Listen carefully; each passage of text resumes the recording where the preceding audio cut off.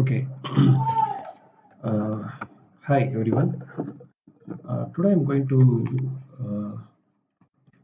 uh, talk with respect to the module 3, unit 2, single phase transformer problems.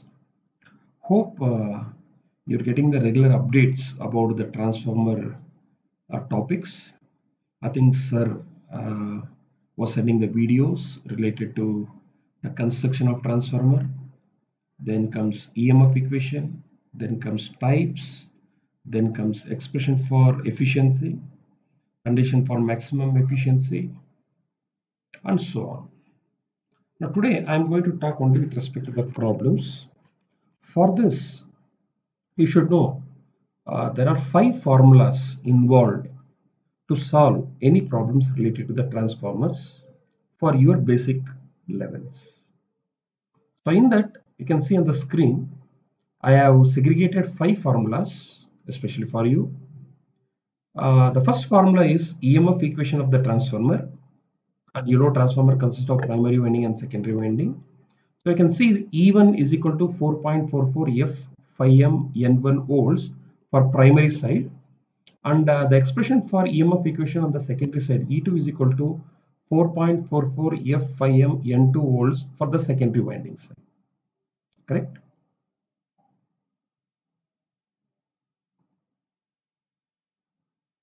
Correct. Where F is the frequency, 5M is the maximum flux in Webers, N is number of winding turns. If it is primary, the suffix is indicated by N1, correct? And if it is secondary, the suffix N2 is indicated on the secondary side. So these are the 2 formulas related to the EMF equation. I think you got the videos related to the EMF equation. And you can see the phi m is nothing but the flux produced in the core of the transformer.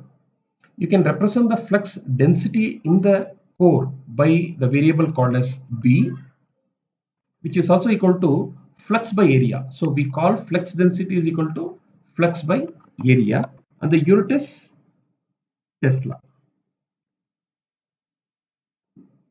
Tesla, or Webers per meter square, or Webers per meter square, Webers per meter square.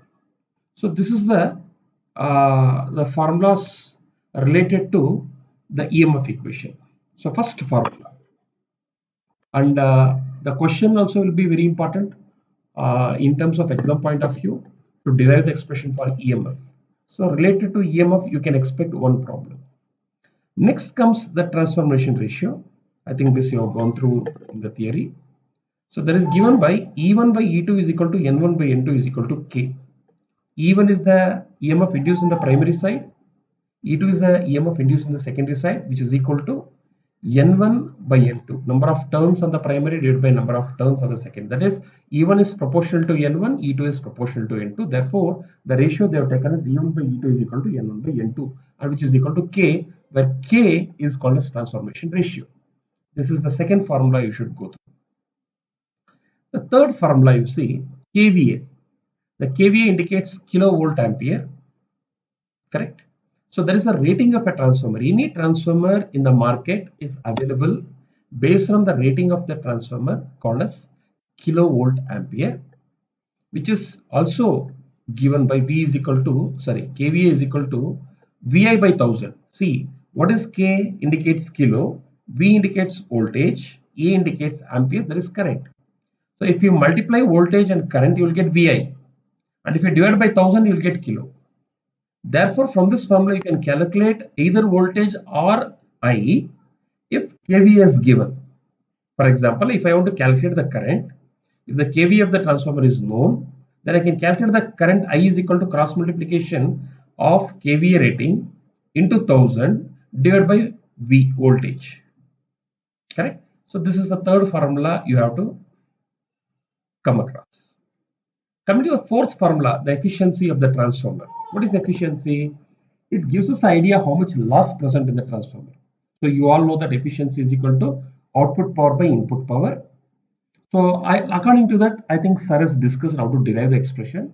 And you can see the expression of the transformer as n kVA into 1000 cos phi divided by n kVA 1000 cos phi plus Pi plus n square Pc, where n indicates the loading factor. You can see here the loading factor. So the loading factor, if it is 1, I can say your transformer is operating for the full load. If the value of n is 0.75, the transformer is operating at 75% of the full load. If n is equal to 0.5, it is 50%. If n is equal to 0.25, it is 25%. So the value of n lies between 0 and 1 based on the percentage of rating of the load. So cos phi indicates the power factor of the load. So your transformer second is connected to what type of load? It can be lagging power factor or leading power factor. PI indicates the iron loss happening in the core. The core is made up of laminations, iron core. So the loss occurs, and we call this iron losses as also called as constant loss. Similarly, PCU we call it as copper loss. So loss happening in the copper. So your winding is made up of copper. So any loss happening in the copper we call it as copper loss, and this loss we call it as variable loss. Why we call variable loss? The loss varies with respect to the change in current. The current varies with respect to the demand in the load. If load is more, the current will be more. If current is more, the loss happening in the winding, that is nothing but the copper loss. We call it the variable loss. So these are the two losses happens in the transformer. Now, substituting in this formula, you can able to calculate how efficient the transformer is. Your efficiency should be very close to 100. If it is close to 100, then the loss will be less. Remember? And finally, the fifth formula is at maximum efficiency, the iron loss and copper loss will be same. Correct? Iron losses and copper losses will be equal. So these are the 5 formulas you have to remember to solve any problems related to the transformer. So please go through. I'll send this notes also for you. Okay. We now